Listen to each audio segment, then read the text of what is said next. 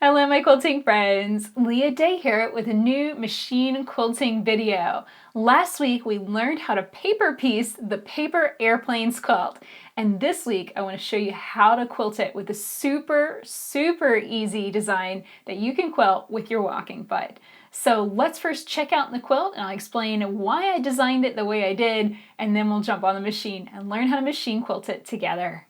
So here's the paper airplanes quilt, and you can see these beautiful paper airplane blocks have been pieced together with just some plain white background fabric. And how I decided to quilt this was very simple. I kind of got those straight lines from the paper look fabric, the fabric that just looked like lined notebook paper. I really got that stuck in my head, and I thought, well, what would it be like if we quilted this quilt with just 1/2 inch spaced lines throughout the quilt? And this has come out so good. It's so minimal, but I really love it. Now for the backing, I decided to use leftover pieces of many different fat quarters that we've gotten in our quilty boxes over the last couple of months. And because all of these fabrics were so bright and colorful and the top was so plain, I didn't want those fabrics showing through. So I actually used 2 battings. I used a layer of wool and a layer of puff. This is Quilter's Dream Puff and Hobbs wool. And I think this came out really nice, and it's super squishy.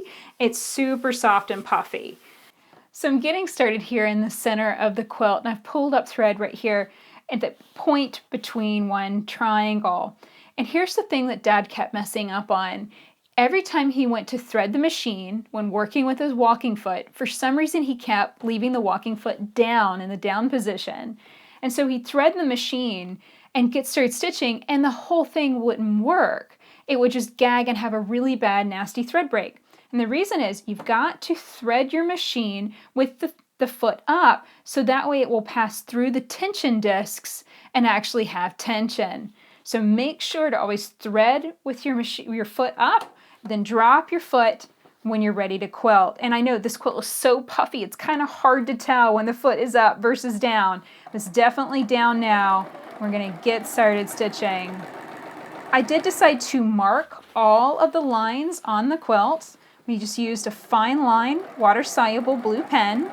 This is one of my favorite pens for marking light fabrics because it produces such a nice bright blue line. You can really clearly see it, but it's not a super thick line. It's nice and thin, so it's easy to follow as you're quilting. So when it comes to dealing with a quilt that's bulky, and this quilt is pretty bulky, I'm just trying to flatten it out and use my hands to kind of squish it and hold it down as I stitch over those lines. And you can see it's about every 2 to 3 inches that I stop and kind of squish around on it, use my hands to really get it in a good position, and then stitch on down. There really is a lot of stop and start when it comes to machine quilting. It's not all just put your hands on the quilt and go. You've got to do a continual shifting and manipulation as you stitch on down. So now I'm going to take my stitching all the way off into the batting area.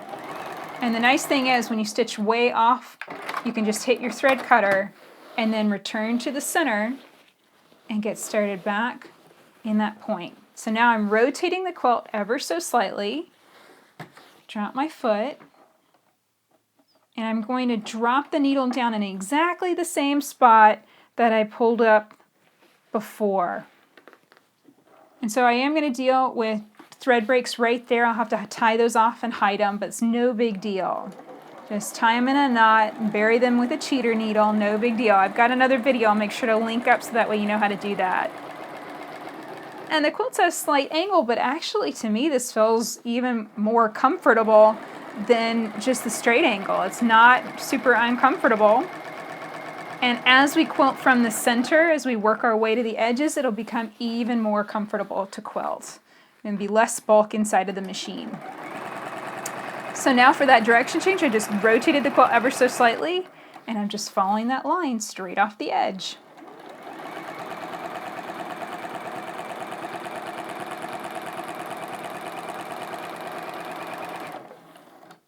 So from here, all I'm going to do is keep pulling up thread and stitching off the edges of the quilt, just following these marked lines. Designs like this are super, super simple, but it is important to mark it on your quilt surface. As far as the marking process goes, I simply lined up a ruler with the corners of the triangles and marked those lines first. And I used those as kind of a base and then took my ruler and measured over 1/2 inch to mark all of the other lines. So it was super simple marking, and it's going to be really easy quilting. Just stitch on the marked lines and then you'll be done. So that's it for the Paper Airplanes quilt. I really hope that you've enjoyed learning how to piece and quilt it with me this month. You can click right here to find the free quilt pattern for this beautiful modern quilt at leahday.com. You know, a quilting design like this might seem like it's almost cheating. I hear that a lot from people whenever I share a marked design, a design that we mark on the surface of the quilt. But the simple fact of the matter is, there are always going to be elements of a design that I mark. There's always going to be elements of a design that I stitch freehand with no marks. It's not cheating.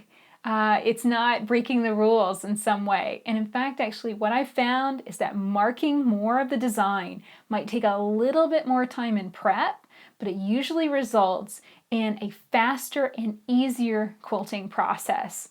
So I really hope that this has inspired you and helped you learn how to quilt a new quilt.